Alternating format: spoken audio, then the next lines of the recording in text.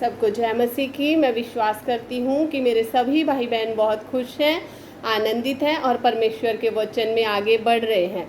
और आज खुदा का धन्यवाद करती हूँ कि परमेश्वर ने अपने वचन को एक बार फिर से बांटने का मौका दिया कि हम परमेश्वर के वचन में से उन गहरी बातों को सीख सके जो परमेश्वर हमारे जीवन में देखना चाहते हैं। हम आज जो सीखेंगे, जिस विषय पर हम बात करेंगे, वो विषय है बहुत कड़वा, लेकिन है बिल्कुल सच। और हमें इस सच को जानने की ज़रूरत है कि जो बातें हमारे जीवन में हो रही हैं वो सही है या गलत हैं। आज हम सीखेंगे दशमांश के विषय को लेकर कि दशमांश के विषय में यीशु जी की क्या शिक्षा है और जो हम ये दशमांश दे रहे हैं वो सही जगह पर इस्तेमाल हो रहा है या नहीं। जो आज्ञा परमेश्वर ने दशमांश के लिए दी है कि वो कहाँ पर इस्तेमाल होना चाहिए, उन जगहों पर वो इस्तेमाल हो रहा है या नहीं, इस चीज़ को हम वचन में से सीखेंगे। वचन कड़वा है लेकिन सच है, हमें जानने की बहुत ज़रूरत है, क्योंकि परमेश्वर के वचन में लिखा है कि हमें प्रभु के हर एक वचन को याद रखना है कि हम वचन के अनुसार जो चीज़ें हो रही हैं उनको बाइबल के साथ परखने की ज़रूरत है कि ये सही हो रहा है कि नहीं। आइए वचन में से हम देखेंगे कि प्रभु यीशु मसीह जी ने मत्ती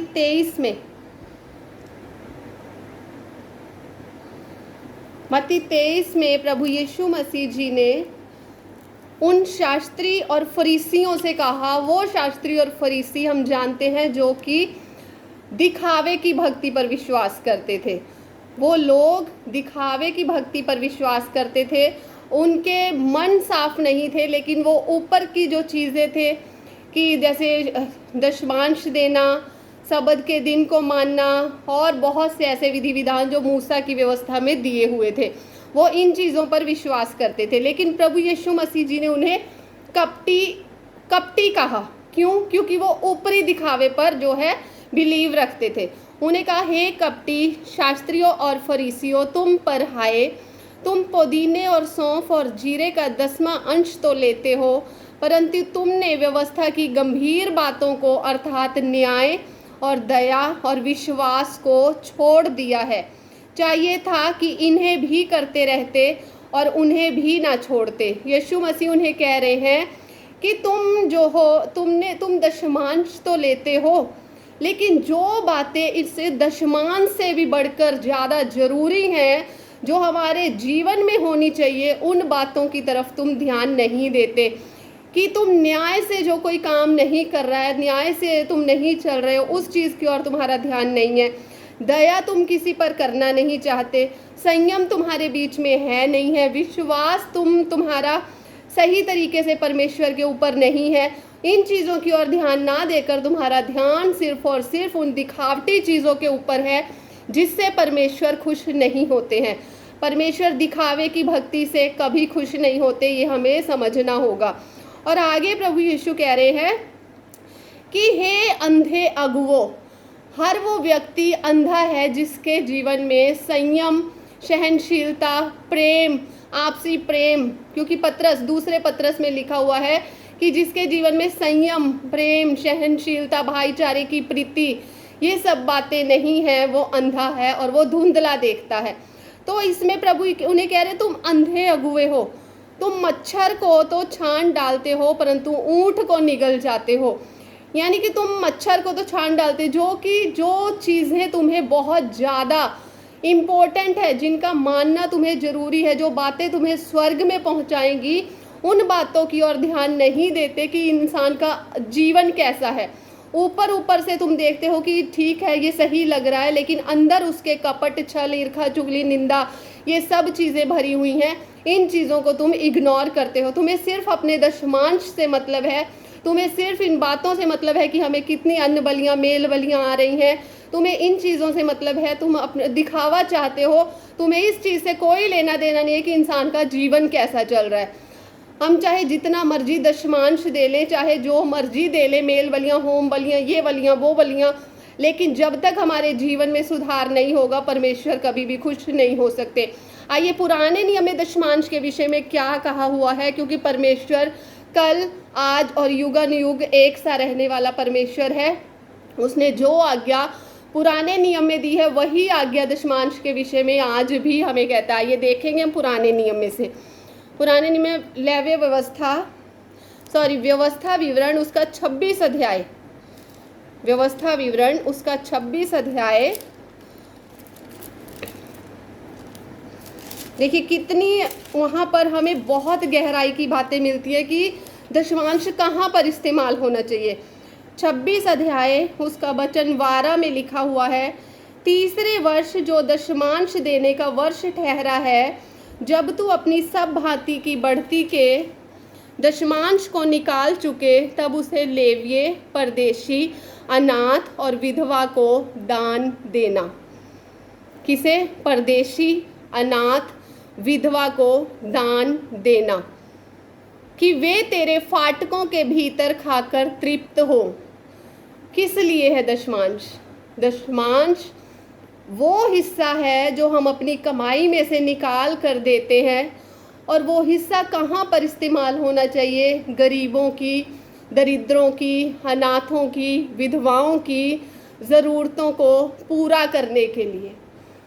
क्योंकि परमेश्वर के वचन में लिखा हुआ है कि क्या तुम नहीं जानते कि तुम पवित्र आत्मा का मंदिर हो और परमेश्वर का आत्मा तुम में रहता है?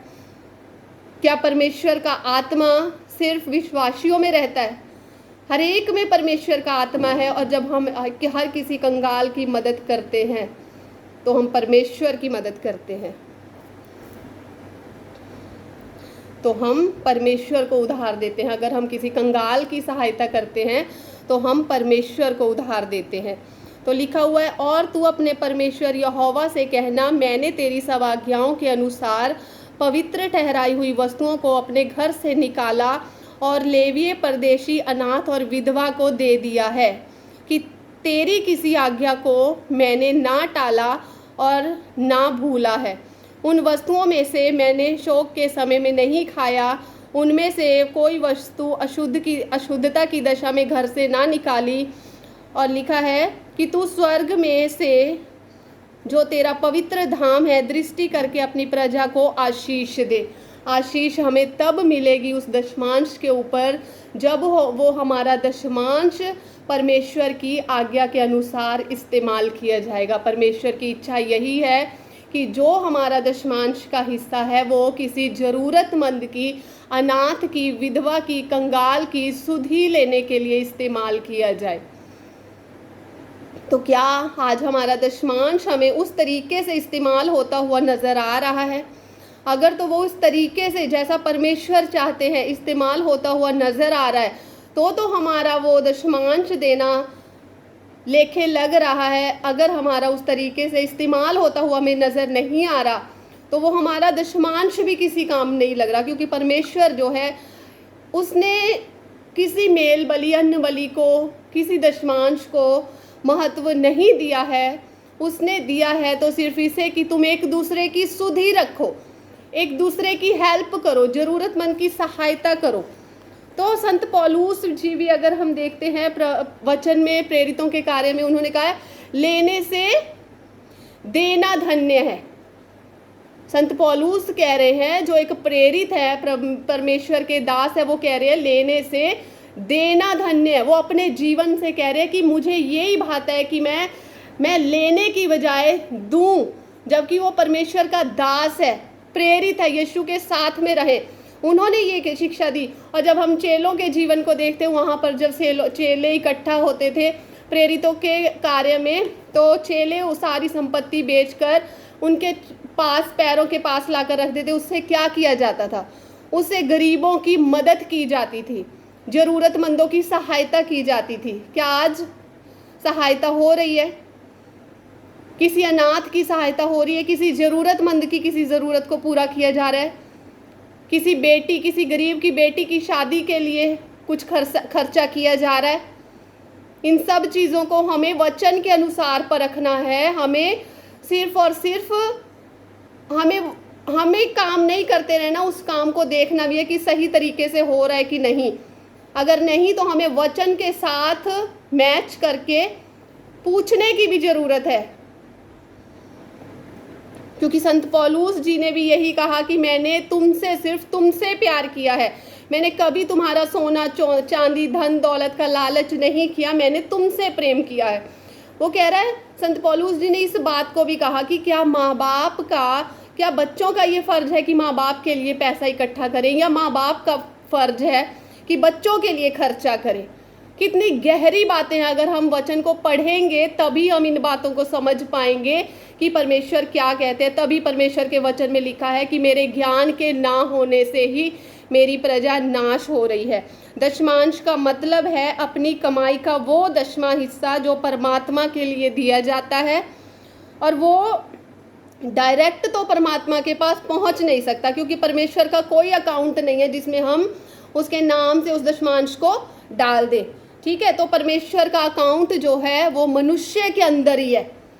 परमेश्वर का जो अकाउंट है, खाता है, वो एक दूसरे के अंदर है। जब हम किसी मनुष्य, परमेश्वर का खाता किसी कंगाल के अंदर है, परमेश्वर का खाता विधवा के अंदर है, परमेश्वर का खाता अनाथ के अंदर है। अगर हम इनकी ज़रूरतों को पूरा कर रहे हैं तो हमारा दशमांश लग रहा है, अदरवाइज हमारा दशमांश किसी लेखे नहीं लग रहा, अगर हमें नहीं पता। जब परमेश्वर का आत्मा मनुष्य में रहता है, तो जब हम उस दशमांश की कमाई से किसी भी ज़रूरतमंद की मदद करते हैं, वो खुदा के पास लिखा जाता है। अब हमें ध्यान ये करना है कि जिस भी संस्था से हम जुड़े हुए हैं, वहाँ पर किसी भी ज़रूरतमंद की सहायता हो रही है या नहीं।